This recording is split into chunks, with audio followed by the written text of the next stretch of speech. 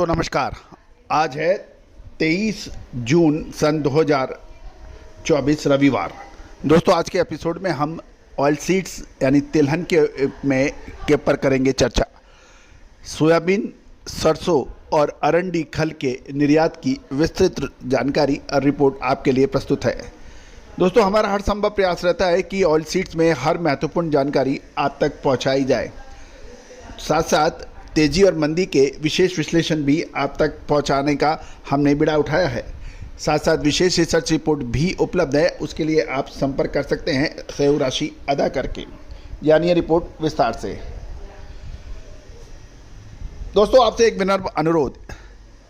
सबसे पहले तो मैं आपको अपने चैनल की पूरी टीम की तरफ से बहुत धन्यवाद और बधाई देता हूं कि आपने 1,50,000 रजिस्टर्ड यूजर का मैजिक आंकड़ा आप हमारे चैनल ने आपके सहयोग से टच किया है।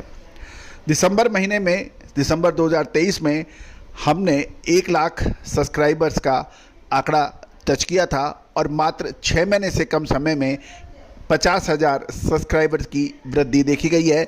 अब आपका चैनल 1,50,000 रजिस्टर्ड यूजर वाला चैनल हुआ है और 1 लाख, इसके साथ साथ 1 करोड़ 26 लाख से अधिक व्यू आपके अपने चैनल पे हो गए हैं।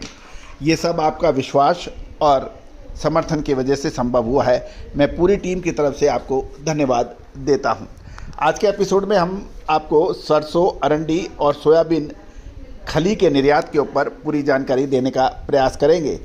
सोयाबीन खली के निर्यात में वृद्धि होने के समाचार हैं, जबकि सरसों और अरंडी खल के निर्यात में कमी के संभावना और कमी के आंकड़े आ रहे हैं। खबर निकल के आ रही है कि भारत के सॉल्वेंट एक्सट्रैक्ट एसोसिएशन सी के आंकड़ों के अनुसार वित्तीय वर्ष 2024-25 अप्रैल और मई महीने के दौरान भारत से खल के निर्यात एक वर्ष पूर्व के समान अवधि में, जो एक साल पहले 9,30,000 टन के मुकाबले घटकर 7,67,000 टन हुआ है।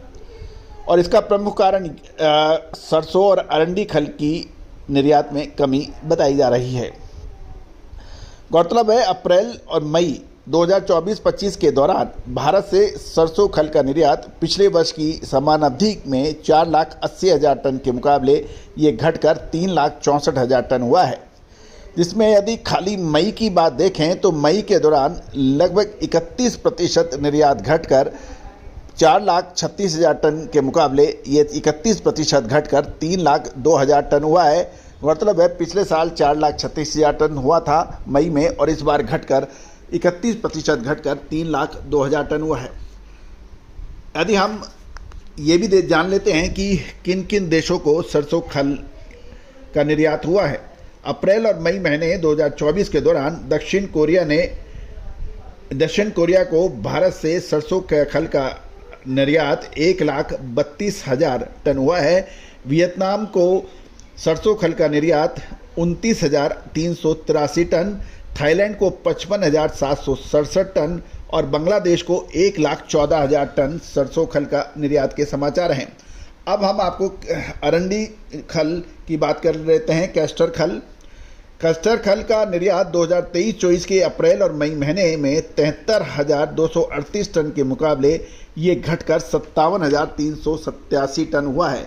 यानी पिछले साल देखें तो अप्रैल मई के दौरान 73,238 टन के मुकाबले अब 57,387 टन हुआ है, जिसमें दक्षिण कोरिया को भारत से अरंडी खल का निर्यात 27,101 टन का होने के समाचार हैं। अब सोयाबीन के ऊपर हम कर लेते हैं चर्चा। सोयाबीन खल का निर्यात पिछले वर्ष समान अवधि में 2,91,000 टन के मुकाबले इस साल 3,44,000 टन का हुआ है, जिसमें ईरान को 81,475 टन, बांग्लादेश को 24,090 टन, दक्षिण कोरिया को सोयाबीन खल का निर्यात 6608 टन, वियतनाम को 3,014 टन और थाईलैंड को 1,624 टन का निर्यात होने के समाचार मिले हैं। कुल मिलाकर यदि हम खल के एक्सपोर्ट को देखें तो सरसों और अरंडी खल में गिरावट रही, जबकि सोयाबीन खल की में बढ़त रही। पिछले 2,91,000 टन के मुकाबले 3,44,000 टन।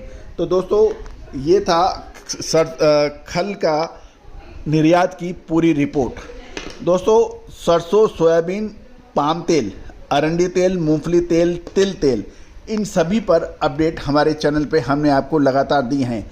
याद रखिए, मूंगफली, तिल, सरसों, सोयाबीन, पाम तेल और सूरजमुखी तेल पर तेजी आने से पहले और मंदी आने से पहले आपको विश्लेषण हमारा चैनल प्रोवाइड करता है। दोस्तों तेजी आने के बाद तेजी की रिपोर्टिंग, मंदी आने के बाद मंदी की रिपोर्टिंग से कभी किसी व्यापारी को फायदा नहीं होता है। All the very best, good luck, happy trading.